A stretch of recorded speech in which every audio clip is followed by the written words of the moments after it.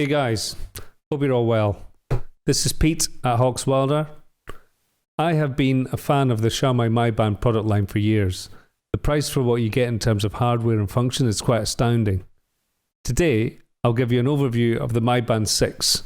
I've not customized it or used any third-party apps, so I'll cover the out-of-the-box features and compare it to previous generations to highlight the differences and help you make a decision of whether it's for you or not.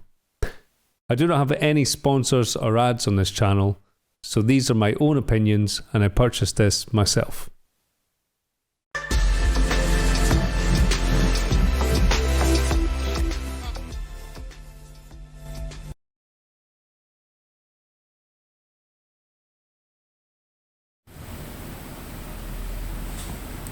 Rummaging around in my drawer, I was lucky to find all the Mi Bands that I've owned going back to the Mi Band 2, and I felt it would be useful to give you a quick overview of these devices and highlight the hardware changes to date. Here is a strap from the Mi Band 6, and here is a bundle of straps from previous versions, and you can see that they're virtually identical. They really haven't had any change during the product evolution. One thing that has changed though is the charging method, and we'll get to that in a minute. So first of all, let's have a quick look at the Mi Band 2. So you can see it's much smaller than the other versions, and it's a very dark screen, but it is black and white. There's a charging contact on the bottom and a heart rate sensor on the rear. Okay, so having a quick look at the 3, you'll see from the 3 on, they remain about the same size. Picking it up, you can see it's still black and white, but we have the charging contacts on the bottom of the device and the heart rate monitor on the rear. So for the versions 2 and 3, to charge these, you have to use this type of cable. You slide the main unit, you have to remove the main unit from the strap, you slide it into that there, and then you charge it via USB. Okay, moving up to the version 4, you'll see that we now have a bit of colour. This time, charging ports have moved to the back of the unit, and we have the heart rate monitor. So for this, the charging changed, so now we have to use one of these trays. We still had to remove this main unit from the strap, but it now slots into the tray like that and then charges via USB. Okay, going on to the version 5. The 5 is very similar. It's a higher resolution screen, so there's more information on there, but still the square color display and charge points on the rear and the heart rate monitor. Okay, moving up to the version 6, and we'll see immediately there's a difference in that the screen is no longer square, it's now a curved screen which takes up almost the whole face of the device, which is much nicer in my view. And yeah, we have the charge points still on the rear, and we have the sensor. And the sensor has changed this time because alongside the heart rate monitor, we now have a blood oxygen sensor as well. So one thing is, for the version 5 and 6, the charging method changed again to this magnetic cable. So you just get it close, grabs it, and that'll hold it quite securely. And the good thing about this, if I put the main unit back into its strap, like so, it means using this cable, you don't have to remove it from the strap.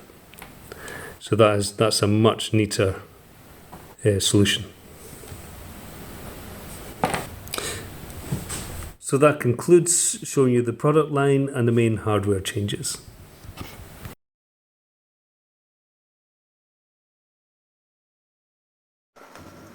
as well as My Bands, I've also owned a couple of smartwatches. This is one that I used to use, an Amazfit watch, and previous to that, I did have a LG, one of the initial one with the Android Wear, which I still had the round screen but had the notch at the bottom. There are three reasons that both of these were replaced with the Mi Band. First is the size. So you can see that this is quite a bulky unit. The LG was much the same. One of the reasons I like to use the Mi Band is for sleep monitoring, and this was just too uncomfortable to get through a night wearing it. Second is battery life. So these needed charge pretty much daily, whereas the Mi Band needs charge, depending on the features you have active, maybe a week at a max, out to 2 weeks or longer if you have things switched off. Third reason is these watches were just overly complex to me, and navigating, it was just too difficult to navigate around, whereas with the Mi Band it's just switch up, flip up, flip down, left and right. That's pretty much all you need to do. Okay, so in terms of the hardware, I've built this little unit here, and what I'd like to do is a version 5 and version 6 comparison, just to show you the main differences and help you decide whether, if you've got 5, should you upgrade to the 6, for example.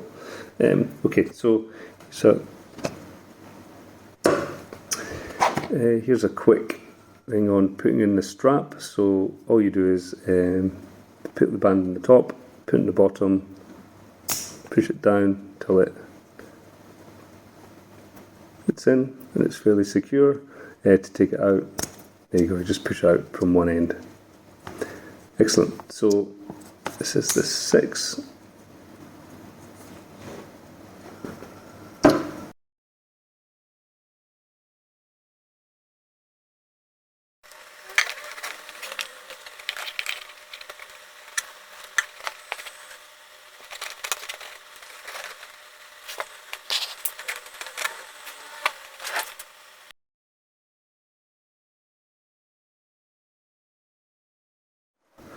The main difference between the Mi Band 5 on the left and the 6 on the right is the introduction of a curved screen. So you can see there on the right that there's a lot more information visible, and it looks much nicer in my view.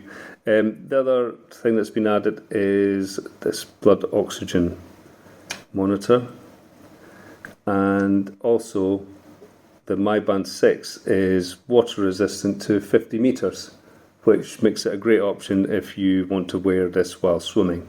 I believe it can also do stroke recognition, but I've never tried that out. Okay, so let's give you a quick run through of the 5. So we have status, personal activity indicator, heart rate, notifications, stress, breathing, events, weather, workout. In more, there's a few things there. Oh, the Pomodoro timer's not there, but maybe that can be added in the app. Okay, I'm just going to give you a quick overview of the Mi Band 6 and show you the various menus. So I've just got the default screen on mine, but I quite like that one. We've got status, which is just giving me I think a 7-day steps breakdown. Next up, we've got PAI, which is a personal activity indicator. Again, just gives me a sort of 7-day breakdown there. We've got our heart rate monitor and our blood oxygen meter. Notifications, some of these are configurable through the app, which we'll see a bit later. We've got workouts, and again, you can add or take away workouts in the app, but here there's quite a few that you can choose from, and it does try and if you're doing certain activity, then it does recognize that you're doing an activity and prompts you to then select it if you want to record what you're doing. Okay, we have workout history, we have a stress and breathing sort of application. We have events, alarm, weather, which I think is 7 days, is it? Yeah, up till next Thursday. Yeah, so 5-day. We have music, which is your remote music controller, and so you can use it to play next. You control the volume, next track or previous track. You can also get to this from the main menu. If I go back to the main menu, if I swipe left, then I can get straight to that media app. So it's not quite as laborious as going through the menus. We also have world clock. If you're traveling abroad, you can put the device to sleep. There's extra things such as the Pomodoro timer, which is a time management tool. We have the camera controller, stopwatch timer, a find device, which I find quite handy when you've put your phone down somewhere and you can't find it. And silent mode. Okay, and that's about it.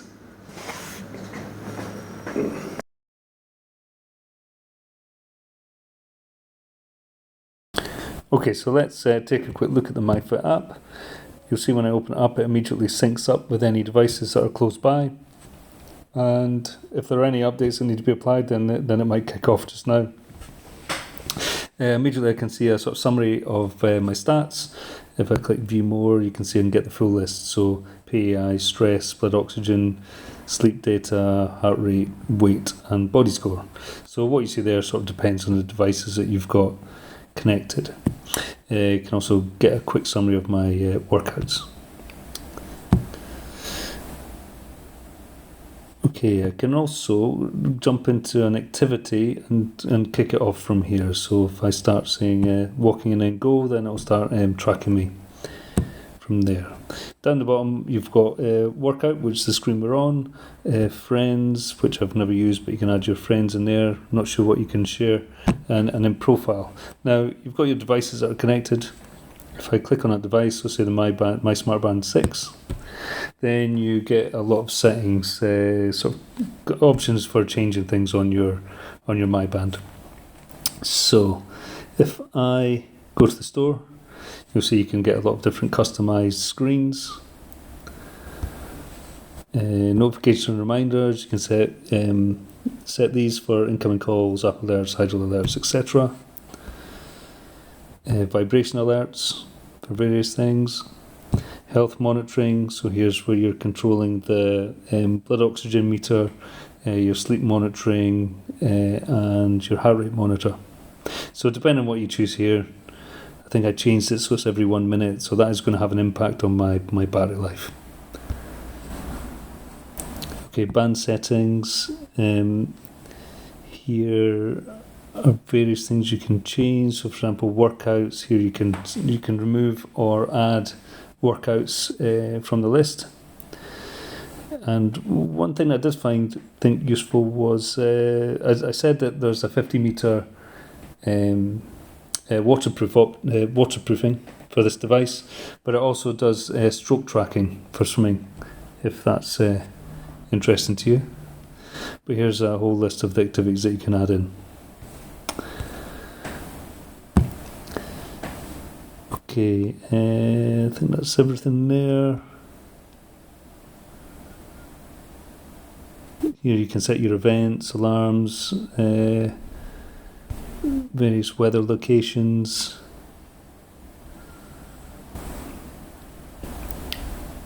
Etc.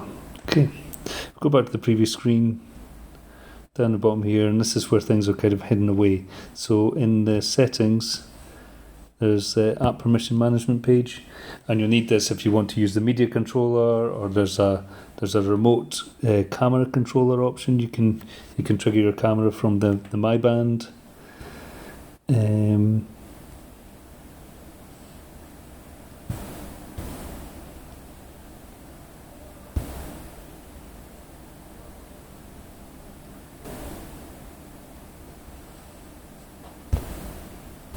Okay, but that pretty much gives you a good view of what's there and what the capability is.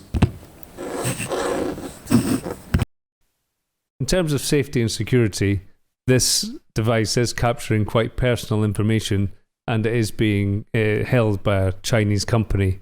So I don't know who the information is what it's being used for, or who's being sold to, but it is a consideration whilst if you choose to buy.